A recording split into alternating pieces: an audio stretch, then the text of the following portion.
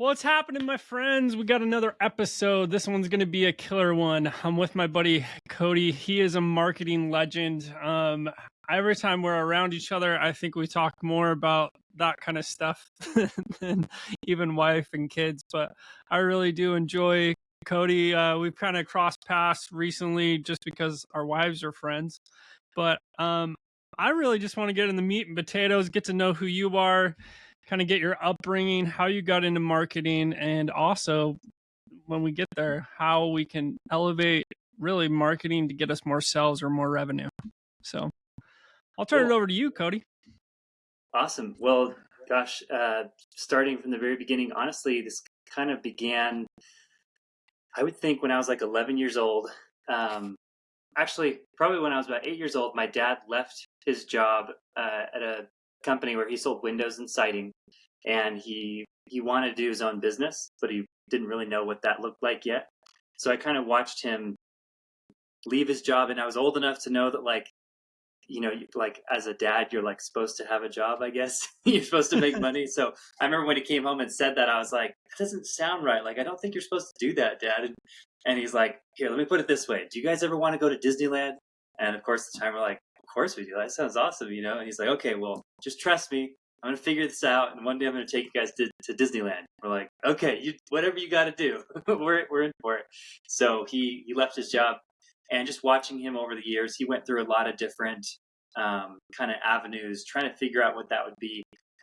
Before he really was able to start his own business, he just started working for some other companies that would kind of be more in alignment with what he's looking for.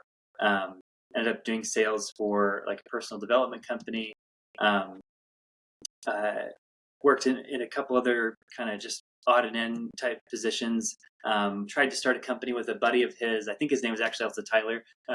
That went for a while, and then he had a friend who had a networking group. Basically, he's like, I'm not going to be doing this anymore. I'm kind of looking for someone to pawn this business off to. Would you be interested in kind of running these networking groups?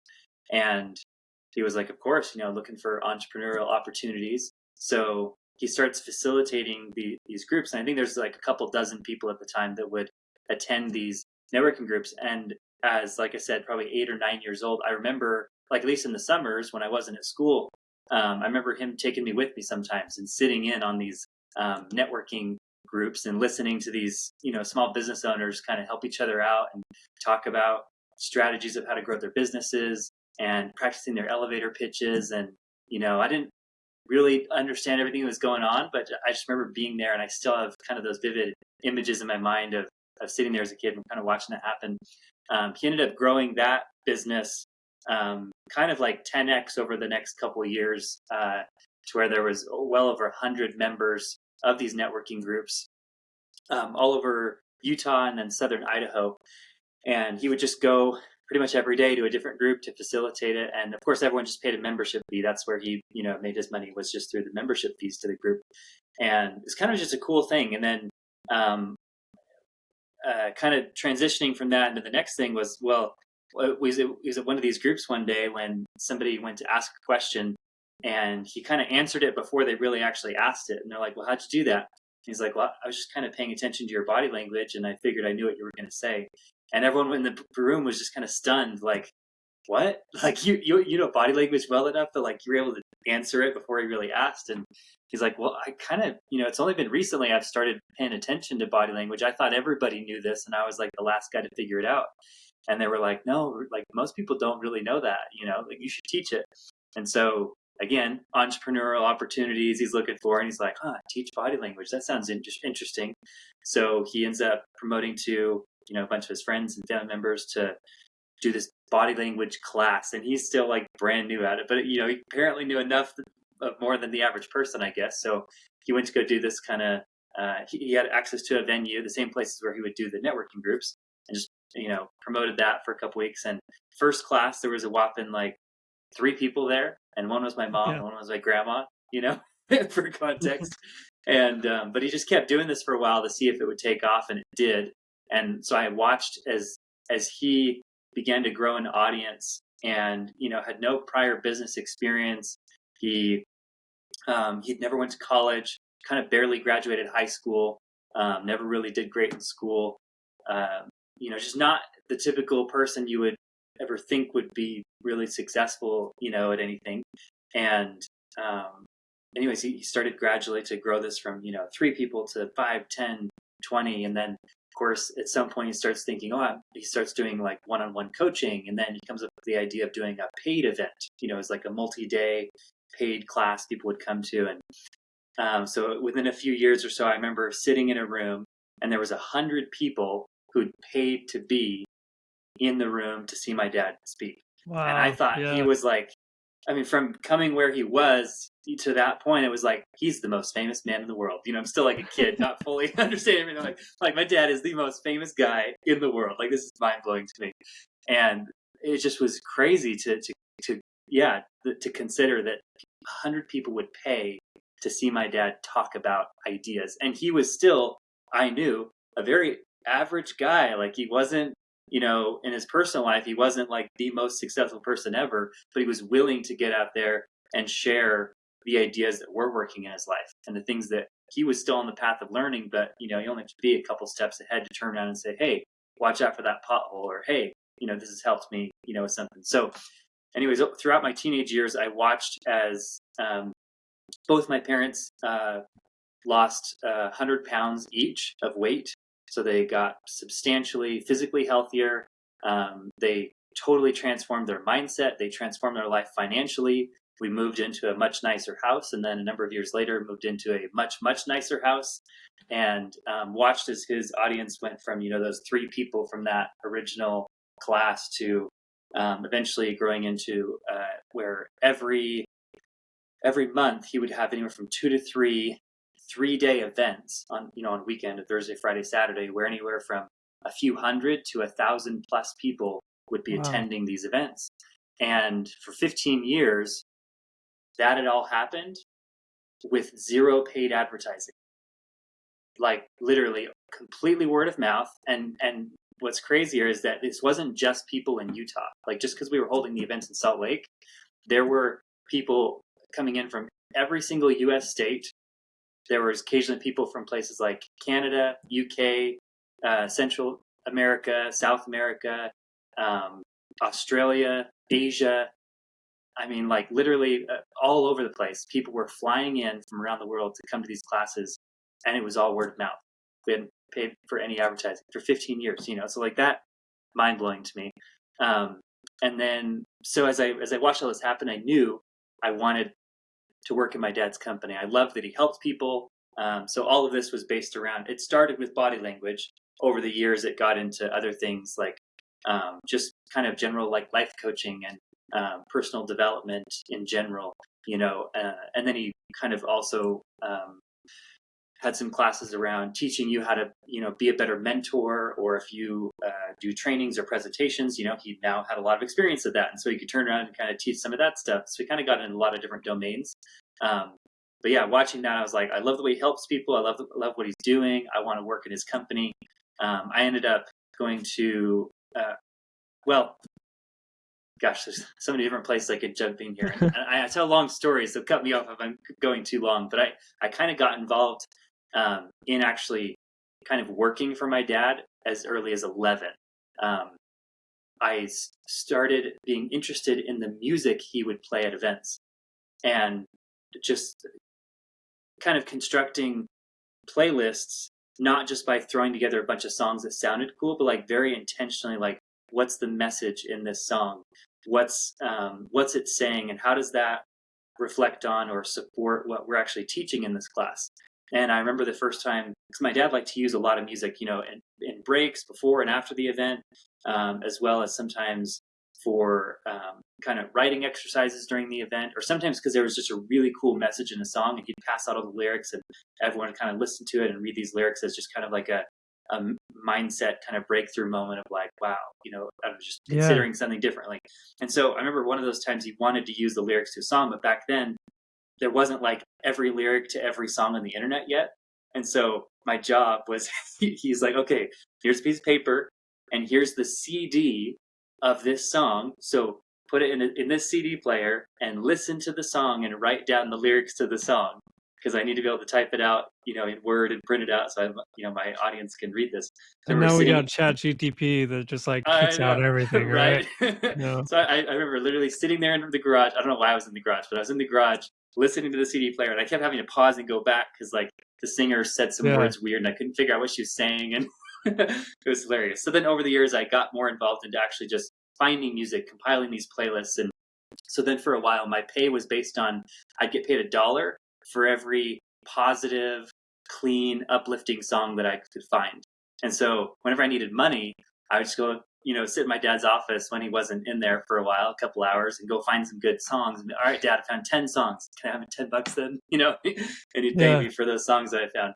So then when I was 16, I think it's go really ahead. cool, like hearing that side of the story, because I recently was just reading, like, if you think about good old caveman days, right? Yeah. Public speaking was back then, but it was so fearful. Like if you weren't liked, you were stoned, right? Like back Yeah. then, barbaric times, like you Yeah. got up and you did your little hoorah or whatever it was, and if it wasn't good, it was like boom, you're dead, kind Yeah. of thing. It's true. And if you think about your dad's story, and for you to be able to see that he evolved as he opened up more opportunities. Like he evolved every Yeah. time he went on stage or into a new room. And a lot of times in sales, we talk about like you have to mirror what the situation is, right? And be one notch better, right? So Yeah. if I'm making a call, I have to mirror that person and then give them just a little bit more energy so that they can kind of follow me, right? Yeah. And you think about that, here you are as a young man or whatever you want to call it, and like you're seeing and feeling that repeatedly, so like your subconscious mind is just pulling all of those things in, Totally. and Yeah. like now you're talking about music and the impact of really what music can have on us, right? Like we're Yeah. telling the narrative in our head all the time what we need to hear and do, Exactly. and Yeah. just molding and wiring that. So skipping forward, I kind of know you, like in between there's probably tons of stories in there. Yeah. But Yeah. like as you went to school, there had to be a paradigm shift where you're like, hey, I'm actually going to focus on this because I could see the value of possibly building up dad's company and Yeah. also a route that you want to go. Talk about that. Yeah. Yeah. So in high school, I became super interested in psychology because it was kind of the topic of any subject that was most relative to what life coaching is and that kind of stuff. And so took every psychology class I could in high school, psych 1, psych 2, AP psych, sports psych, sociology, anything I could take there. And then I was like, yeah, I think I actually want to study this in college. Like, I don't know what else I would do. Thinking back, I would have loved to maybe like double majored in business. That would have been probably pretty smart. But I just went all in on the psychology side. And I literally, every psychology class I took in college, I always was learning through the lens of how could I like take notes and learn this and think of it in a perspective that could help somebody else. And unfortunately, that's not how most of psychology is taught. Most of psychology is all about what's wrong with people and how can we fix that. And so I definitely was more interested on the positive psychology side. So it was a lot of work in most of my classes to like kind of bend it into that positive lens of like, okay, but how can this help people? How can this be an example of how people, should be living to be, if they want to be happy, if they want to perform better, if they want to make more sales, if they want to build relationships, what's the lessons we can learn here?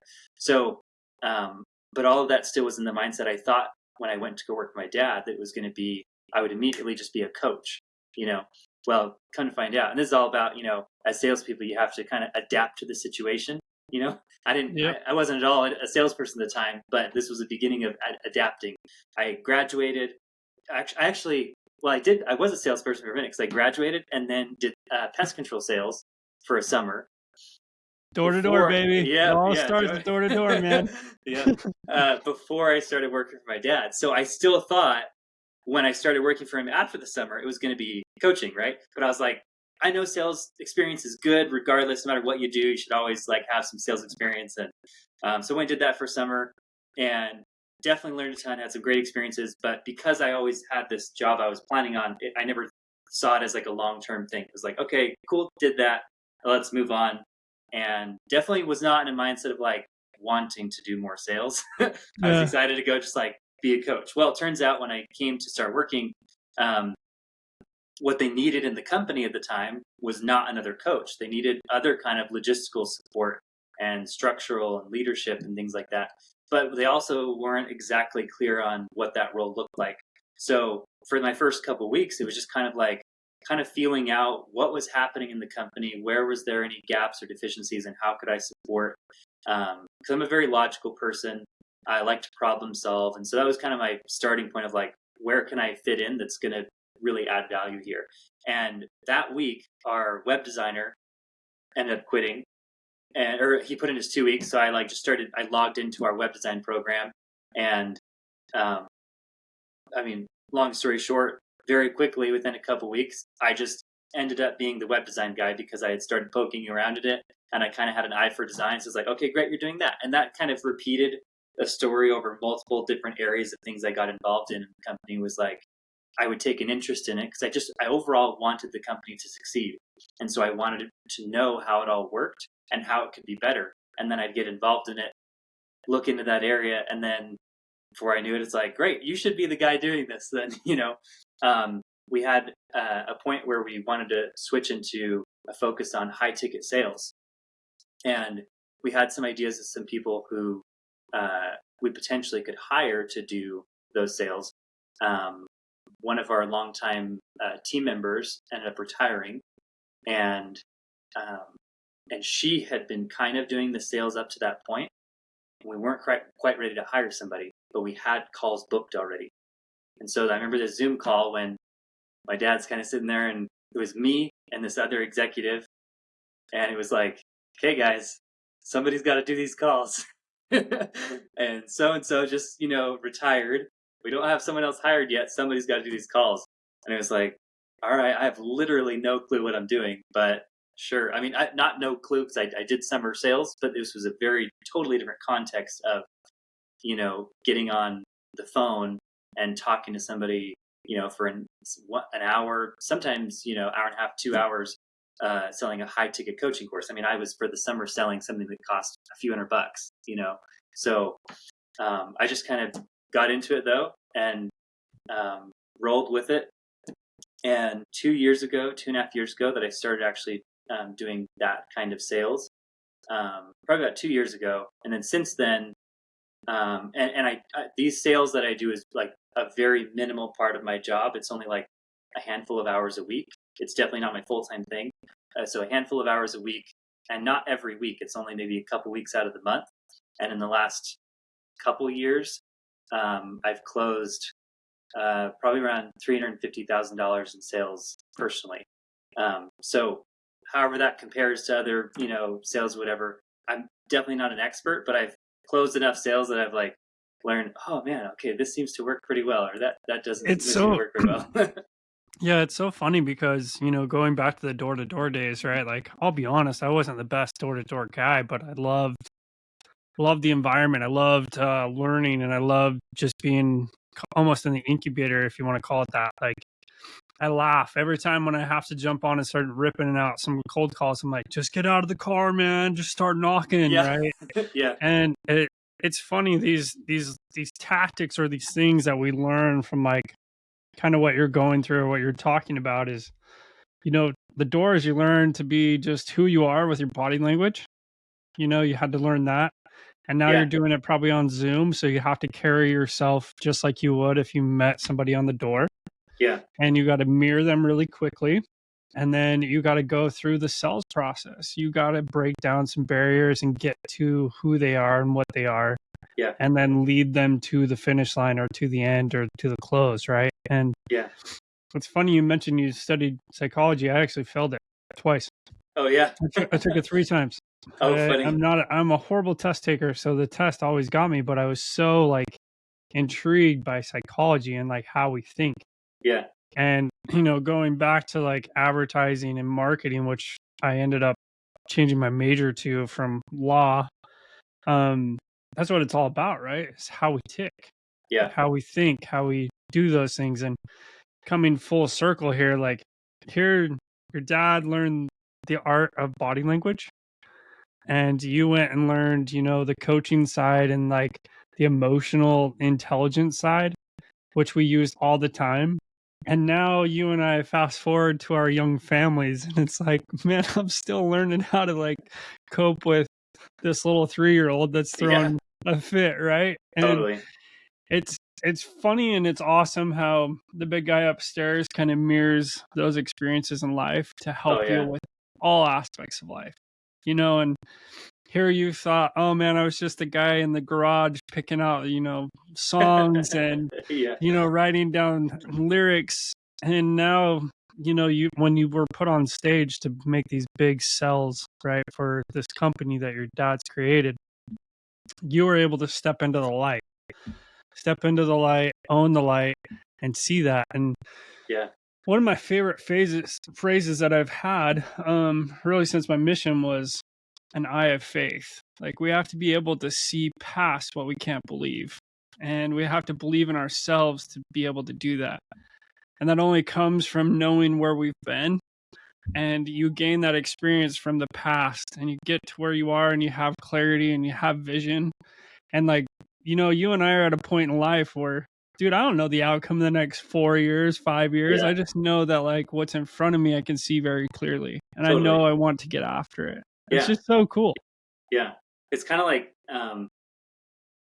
there's an analogy of like it's a foggy day and you can see clearly like the next few feet in front of you. Beyond that, it's like, you can imagine what's beyond that and you can like try and see in your mind, but like in reality, you don't actually know, but you know enough to take those next steps. And as soon as you do, the next couple feet become clear, and then the next couple feet become clear, and that's No, it's it so very much true feels like my because last several years of career development and education is like, I don't know, and looking back it's like, wow, if I knew now, but every step of the way you just see those next few feet. and that's the beauty of the entrepreneurial spirit, right? Like I don't know if sometimes I call myself an entrepreneur. I just like love the fact that, you know, you and I are very focused on self-development in the sense that like if I better myself, I can better my level that I'm at now, and I can better those around me, right? I can share my light and I can uplift them. And I think what's cool just interviewing so many people with this podcast is we all have the similarity of giving. When we give and not take, we actually get way more back. Oh my gosh, And so 100%. much more back. And like Yeah. the same thing falls into sales, the same thing falls into marketing, right? Like you can't just go after just one person. You have to be very diverse in the sense of, hey, I'm casting this big net and I just want to give you some information or value. And if it comes back, then you're able to get kind of one-on-one like we are now. And, you can feel it. You can feel each other's energy and like vibe and all that good stuff. But Yeah. I think you hit it on the head like earlier. Like I didn't know what I was doing. I was stepping up. I was just going to do this, but I had some prior experience, and you're probably just 100% yourself and vulnerable, and people related to that really quickly. And you knew enough about your dad and like this whole process, and you've watched enough people change throughout taking the courses and being coached. I mean, Yeah. currently right now I have a coach, right? And I'm sitting there thinking like, how many coaches are in my life? Well, I have a golf coach that helps me with my golf swing. My wife's pretty much a coach because she'll make sure I'm looking good, right? Yeah. And I also have a buddy that helps me lift weights. That's kind of a coach too. Yeah. And then I have a personal business coach that's like getting down to the nitty gritty. Are we like really evaluating your time, right? And you Yeah. look at all those things, and it's getting better, 1 degree better every single day. Totally. And it's the compact effect. Like your dad started with 3 people, and now what? He's probably influenced or touched or impacted over 1 million people. Yeah, easily. I mean, especially if you include like YouTube. I know like on YouTube it says from our analytics, he's reached people in over 80 countries. And the only reason we could say that is because it taps out at 80. It won't show us the ones like for whatever reason, it cuts off the list at 80. So at least 80 countries around the world. And yeah, hundreds of thousands, likely millions of people. Yeah. That's cool. And like, as you and I look at it, like we have the potential to do the exact same thing. And we're learning how step by step, compound by compound, right? Like to do that. Like, yeah, it's so cool. It's so unique. And I don't know, man. So fun. So fun. It is, and I think that's what's been fun about at this point. Now that I run my own newsletter, I'm able to experiment with all this. Like, I'm not selling anything through it yet, but all the kind of still sales tactics and marketing tactics that I've learned, experiment with it, and be able to at this age in my life and this level of maturity and with what I know, to watch something like this start from zero and see what it really takes. And it's giving me such an appreciation for the years of dedication and effort my dad took to build his business. Like, it is not easy. And all the people that told him so many times, not just strangers, but friends and family members who told him, like, this is dumb. You need to give up, get a normal job, like your family's suffering, like whatever. And he didn't, and he just kept going with it. And so, doing what it takes to even grow an email newsletter that at this point is 100% free, it's fun and it's challenging, and it just is giving such an appreciation for what it takes and the commitment, long-term commitment it takes to build anything worthwhile. Yeah, and you're probably getting more out of it than even the people that are following you. Probably. Totally. I mean, I'd say this to everybody, and as I'm still working, in my dad's company, and we help coaches in starting their businesses. I tell them this all the time, that the best personal development program you could ever do is start a business. I think get married, have kids, start a business. I feel like are the top 3 personal development programs you could ever do, because every single one, if you come at it from a perspective of like, I know I have room to grow and actively looking to grow, every single one of those is going to challenge you in such unique ways that you can't be replicated in any other way in life. You just have to do it to understand and to have that specific type of growth. 100%. And like, it's so funny because people say you are the business, right? And I look back over the years of all the air quote businesses that either photography or, these side hustles or whatever you want to call them. They've all been service driven, right? So providing a service, eliminating stress, or problem solving. Like, there's a route to like being good at them or talented. Yeah. And recently jumping out on my own into the broker world of mortgages, I realized that you can build a service, but it only scales to this much. You can build a business and get the right people in place and the right processes and products and all those things, and you can actually scale a business. Yeah. And I 100% agree with you, because you start to see actually all the flaws in yourself and all your weaknesses, because you no longer have this stroke of ego that, oh, it's me. Yeah. And you're actually seeing like, oh man, that's a part of my business that I need to work on. Yeah. Well, that's a part that needs to be caught by somebody else because I'm not good at it. Yeah. And I'm a creative, so I'm always in the right brain a lot of the times. And like, I laugh because I married Megan, who's totally in the left brain. Yeah. And like, I need that. I need somebody like that in order to elevate to my full potential. Yeah, absolutely. It's so true. I think one of the things as well is, because I'm doing this myself, for one, like I said, it's this huge creative freedom to get to test and measure and adjust like all of my personal marketing strategies that I've gained over the years.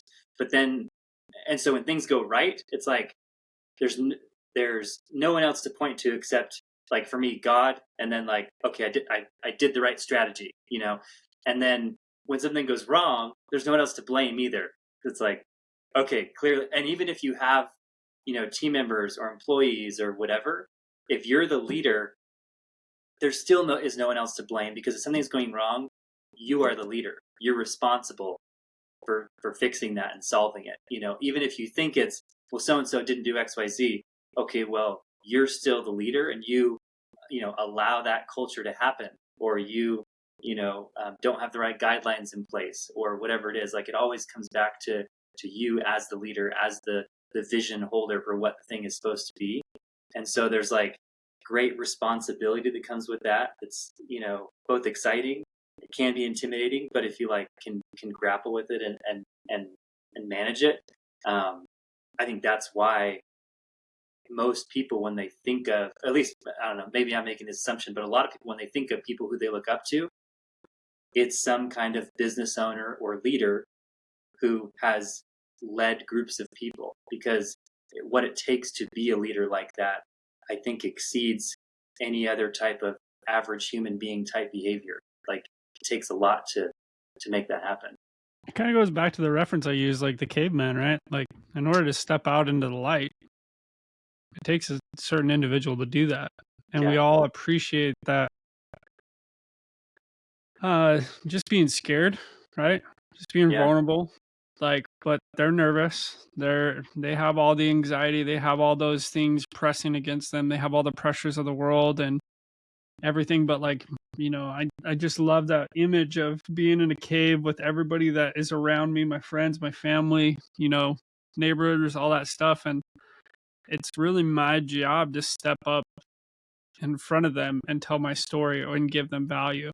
Yeah. And one of the most, I don't know, it's been so impactful for me and motivating and giving me momentum is just stepping into starting social media and doing podcasts and doing all these things that like are uncomfortable, but like I get so much, like giving out so much has given me back so much. Like the other day, like my mom's like, so one of my friends noticed your leopard printed shoes and told me a story about her daughter. And it was just like, that's cool that was just a piece of conversation. Like, totally. Not that it was me, but like the fact that it brought joy. Right. Yeah. And I think that's like the coolest part about sales and marketing is providing an experience. And if we can provide that experience that people actually buy into that, then we've done it right. Yeah. And, kind of wrapping this all up, it's so cool to see your whole story come full circle, because you've had little nuggets along the way, and this little bag is just getting heavier and heavier with more and more experience. And now you're like elevating yourself into your own, like, well, I'm going to start my own newsletter on top of this. Yeah. And that's how it always starts for financial freedom. Whether your goal is to make $1 million or make 6 figures, it starts by getting yourself uncomfortable, figuring out how to do a little bit of a side hustle that turns into something else. Yeah. Your dad started that way. I started that way. You started that way. And you don't know the trajectory you're on, but it's a law of increase in return. So the more you invest and the more you compound, eventually it's going to go like this. 100%. So. And if I could like make a plug for what I love to talk about and what my newsletter is about is habits. That's what, any business, when I look at my dad, when I look at what you're doing, when I look at anybody who's succeeded, ultimately it is the result of days, weeks, months, and years of something that's been repeated. Even if it's been refined over time, there's some habit that every day you wake up and it's like, okay, I'm going to go do this again. I'm going to go do this again. Like, nothing great ever is going to happen overnight and then stay forever. Like if it's going to be something meaningful and long lasting, it's going to take time. And I think that's why I think it's so important that, of course, to give yourself the room to find, to try things and find, oh, maybe that's not what I want to do long term. For example, you said your photography business, from what I hear, you're not doing that necessarily anymore like you were back then. But that was the point at getting you to where you are now. But as you start to get to that point in life where you're like, okay, I have quite a number of experiences. I think I have found what I want to be doing for like maybe the next 10 years, to just own that and go, okay, what's the thing that I can do every day to not just accomplish something, but like everything you're doing is wrapped around kind of your identity. Like, who am I actually becoming? It's like, even if it's a business or for me, a newsletter, it's not about just building the newsletter. It's about who am I becoming in this process, and who we become really, again, is the same thing. It's a culmination of all of our repeated actions. What do we do regularly? And I guess that's just what I would kind of that thought that I would leave with is, whether it is sales, whether it's starting a business, or whether it's just, improving your relationship with the spouse or kids or a friend, to ask yourself, like, who do I want to become? And so if that's who I want to become, what am I going to, make that 1% effort every day to become a little bit better over the next 2, 3, 5, 10, 20 years, and to stick with it. And that's where the transformation really comes from. 100%, man. Well, thanks for jumping on, Kody. I really do appreciate it. I learned a lot. Like, I'm actually want to ask you more. So I know. I'm like, and we'll have to do episode 2, 3, and 4, and 5, right? But where can people follow you on your newsletter? Where can they get in touch with you? Yeah, let's help you grow here. Yeah, absolutely. If you want to just check out habitexamples.com, you can check out my full archive of past issues, and then you can also easily subscribe for free. I send out every Tuesday. I send out a 3-minute read where you'll get sciencey tips and inspiring stories for building better habits. So totally free, 100% free. I put in hours of work every week to make this happen, just so that it can brighten your day, give you some good ideas, and hopefully you share it with somebody who thinks, or who you think will like it too.